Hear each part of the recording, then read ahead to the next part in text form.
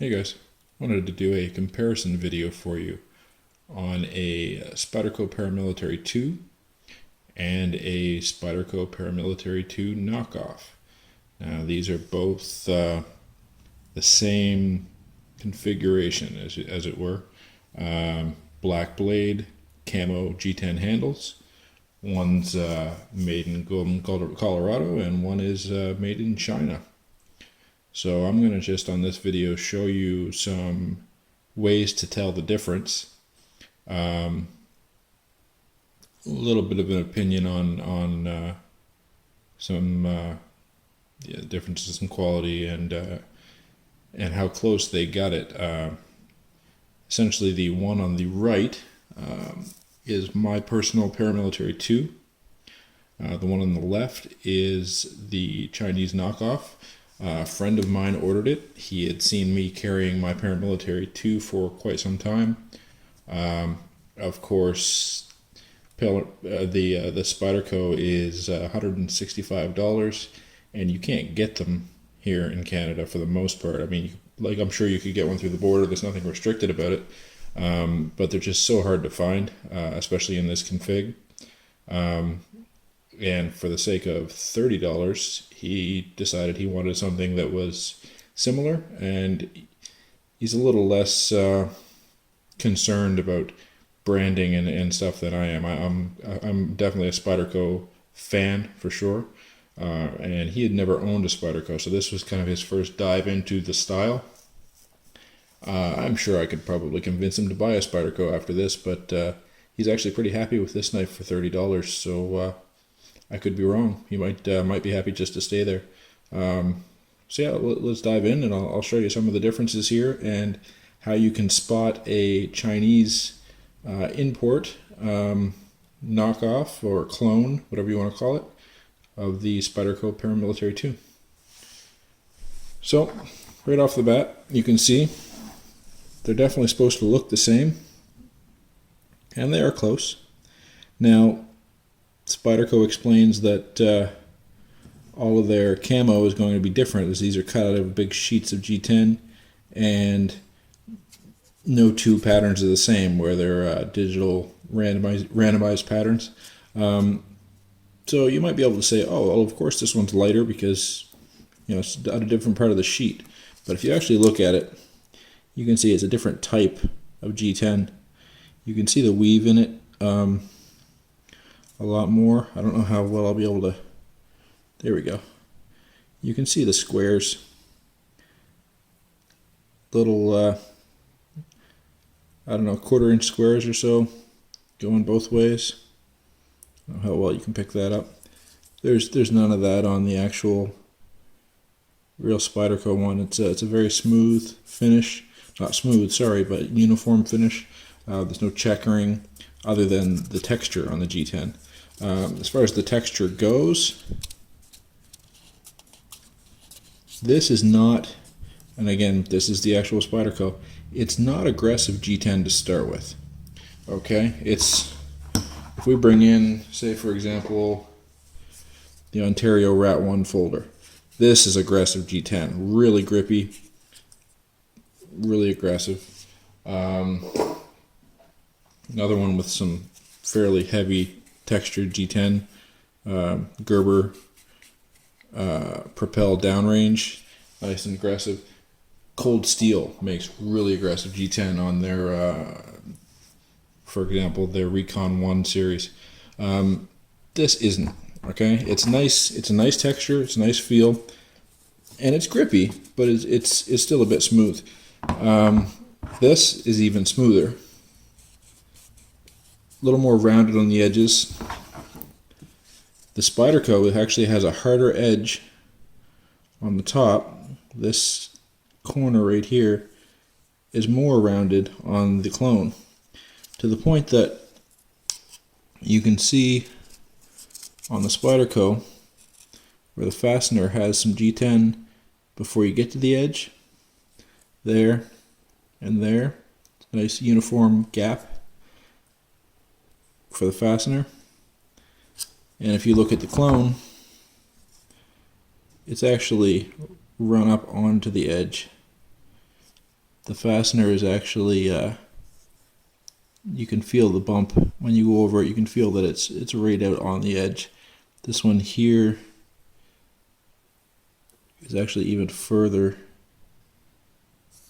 See if I can get that to focus for you.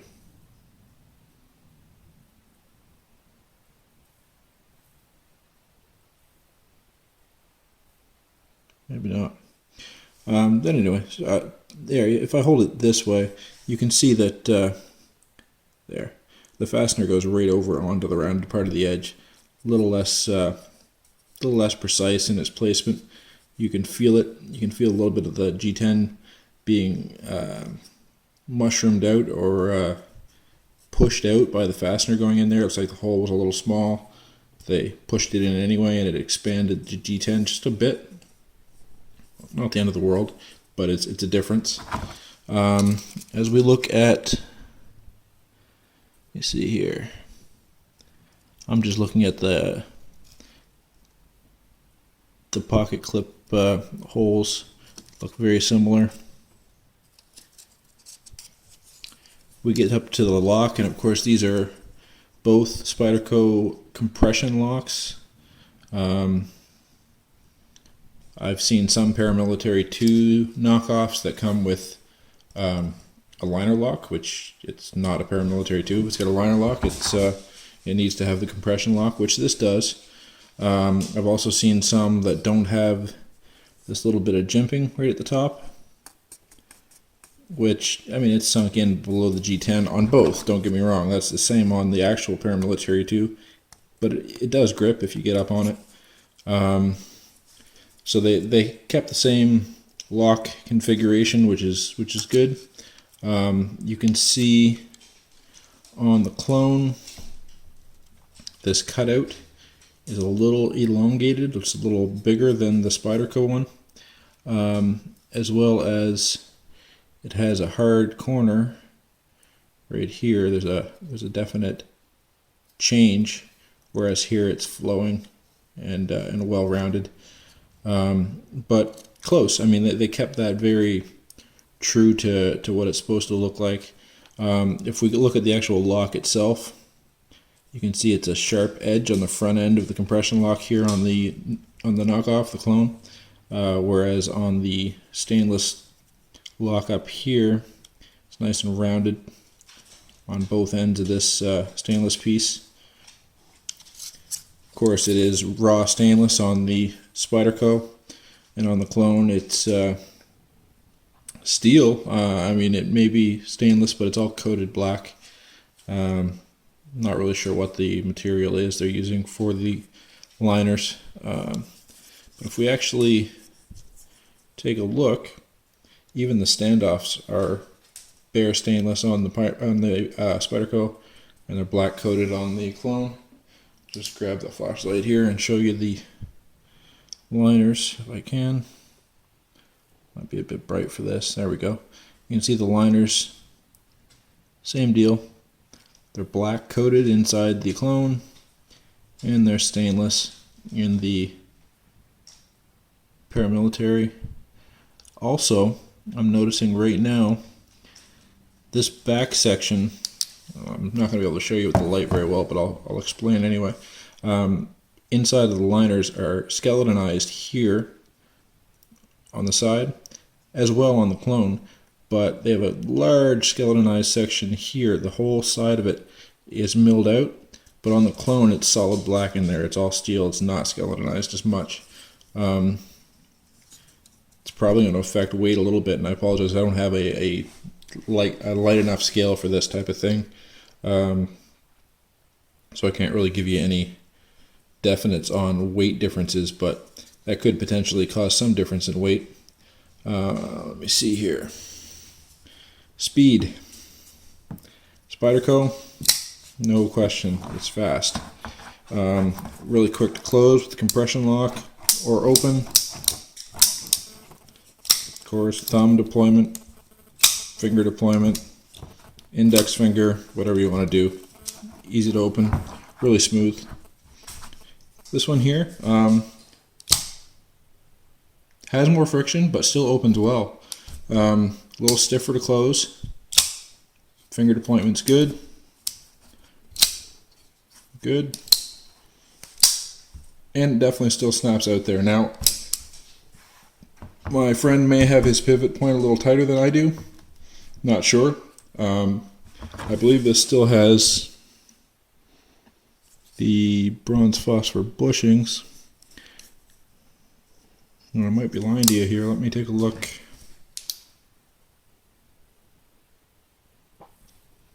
I can't see down that far. I have not had it apart to be able to tell you for sure. But it definitely feels like there's more friction in this one. And again, it could be just the pivot point is tighter.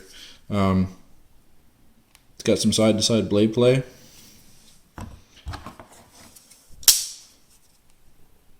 And mine does a little bit too. Probably about equal amounts of blade play side to side.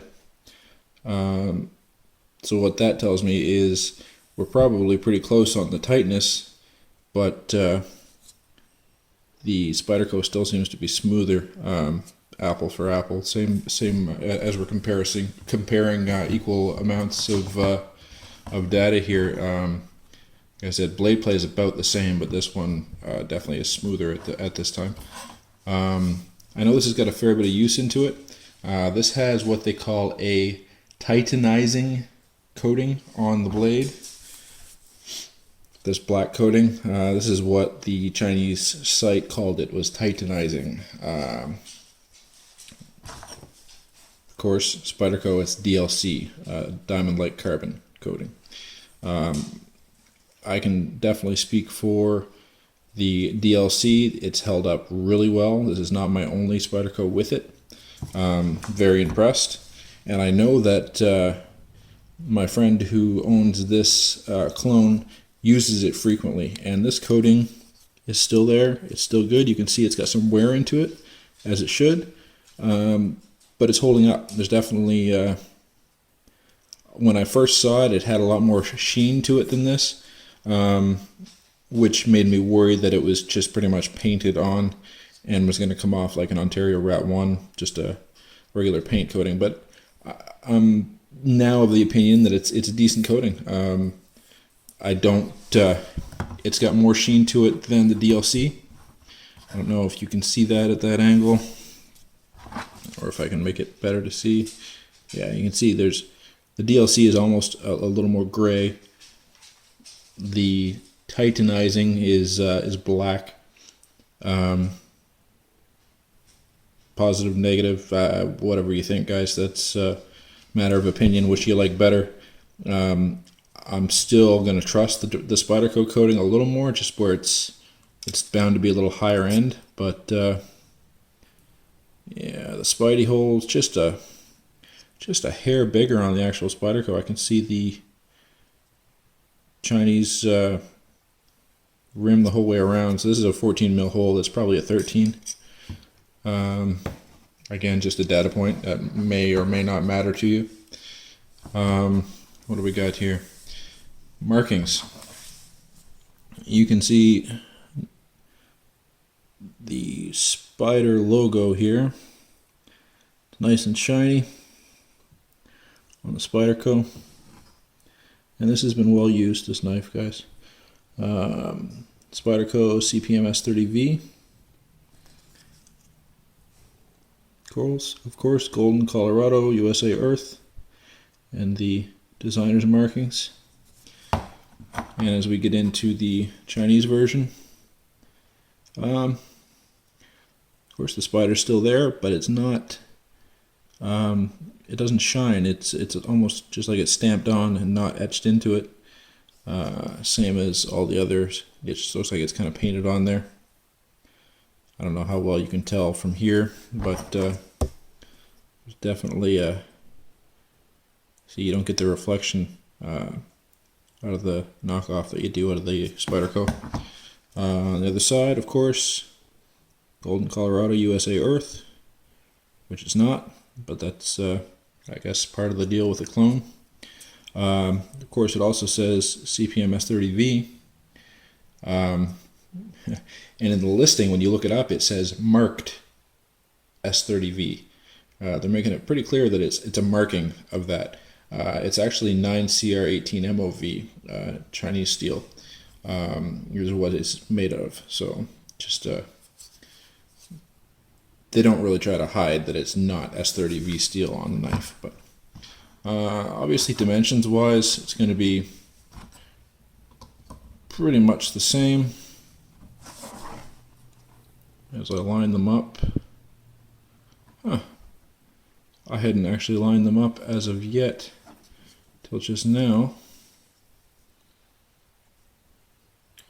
but as I get them side by side, I can tell you the knockoff, it's negligible, but the knockoff is probably 1/16 of an inch longer in the blade, pivot point to pivot point.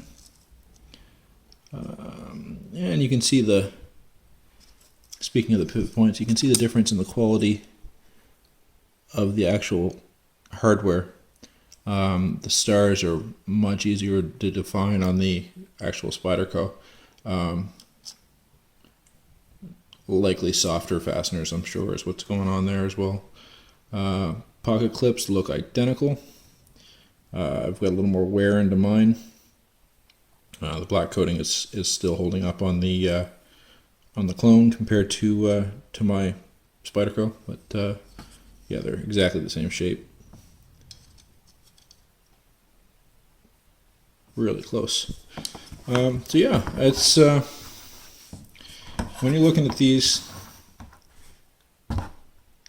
this knife, $164.99 Canadian, plus $14 shipping from one side of the country to the other, and tax, depending on where you are. So you're getting up around $200 for this knife. This one, $30 Canadian, including shipping from China. No tax involved, no money at the door or anything like that. So yeah, if you're not ready to get into something like this, this might suit your purpose. Again, this is S30V steel, a little more premium materials. Another thing, jimping, and I know I've covered this on a couple of my other videos. This Spyderdco jimping it's epic. You could carve your thumb up with that jimping. It's nice and sharp, top and bottom. The stuff from China, it's the same thing. If you guys watched my dragonfly video, it looks right. It looks really good, nice and aggressive, but it doesn't grab your thumb. Not sure why. Well, actually, I can tell you why. They have many flashes.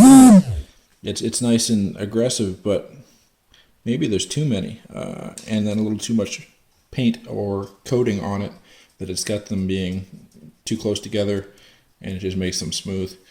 So that's a negative as far as that goes, the comparison with the jimping. Handles, I mean, G10, it's G10. There's not much traction difference for this, guys. The main traction difference is going to be the jimping when you're locking it in, but you definitely still have that nice finger choil, and you're not going to slip up on that really if you've got a good hold of it. It's not horrible, definitely. So I mean, if you don't want to spend $200 ish on a Paramilitary 2, or if you're actually trying to find one in Canada, good luck, because this configuration, since I pre-ordered it from Warriors and Wonders, I have not seen it in stock since. They brought in 6 of them when I got mine, and if they're bringing more in, they're doing the same thing. People are buying them before they hit the shelves, and they're gone, because I have not seen this come available again in 1.5 to 2 years since I got mine. They do have other configurations, you know, satin blade, black handle, etc., etc. I wanted this one, so very hard to find. So if that's the case, I can tell you, you can find these. Would I recommend it? Personally, I needed this one. I needed the actual Paramilitary 2. Loved it when I saw it come out.